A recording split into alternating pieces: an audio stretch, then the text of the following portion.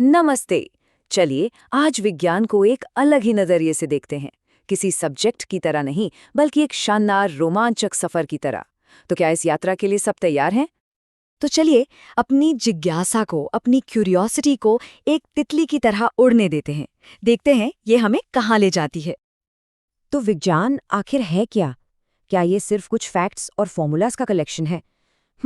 चलिए इस सोच को थोड़ा बदलते हैं और साइंस की असली स्पिरिट को समझते हैं। स्कूल के दिन याद है? साइंस की किताबें जिन्हें बस रटना पड़ता था।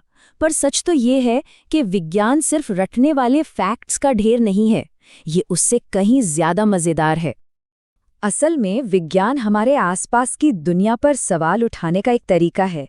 कभी सोचा है कि आसमान नीला क्यों दिखता है, या पौधे ऊपर की तरफ ही क्यों बढ़ते हैं? बस यही तो विज्ञान है। साइंस एक एक्टिव प्रोसेस है।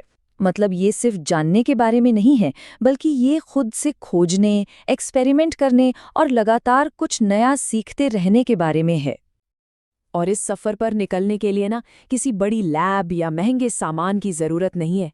सबसे जरूरी और सबसे पावरफुल टूल तो हमारी अपनी सोच, हमारी मानसिकता है।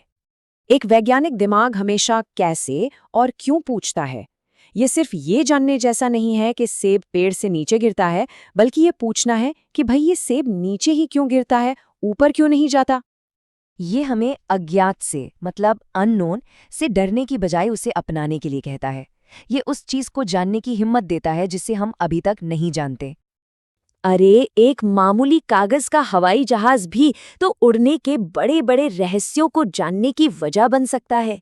खेल खेल में की गई चीजें ही अक्सर बड़ी बड़ी खोजों की शुरुआत होती है। आप जरा ये देखते हैं कि विज्ञान के अलग अलग हिस्से, मतलब फील्ड्स, कैसे एक दूसरे से जुड़े हुए हैं, बिल्कुल एक बहुत बड़ी पजल के टुकड़ों की तरह। देखिए, हमारी ये वैज्ञानिक यात्रा तो हमारे किचन से भी शुरू हो सकती है। कभी सोचा है कि नींबू खट्टा क्यों है, या सेब मीठा क्यों? है ना दिलचस्प सवाल। और यही छोटी छोटी जिज्ञासा हमें बिजली जैसी छिपी हुई शक्तियों के बारे में जानने के लिए उकसाती है। ये समझने में मदद करती है कि कुछ चीज़ों से करंट क्यों पास हो जाता है और कुछ से क्यों नहीं। और आखिर में हम ये भी देख पाते हैं कि कैसे पानी की एक नन्ही सी बूंद एक बहुत बड़े वाटर साइकिल का हिस्सा बन जाती है। प्रकृति में हर चीज एक दूसरे से जुड़ी हुई है। हमारे आसपास हर चीज बदल रही है। एक बीज से पौधा बन रहा है, बादल से बारिश हो रही है। विज्ञान हमें इन बदलावों के पैटर्न को समझने में मदद करता है।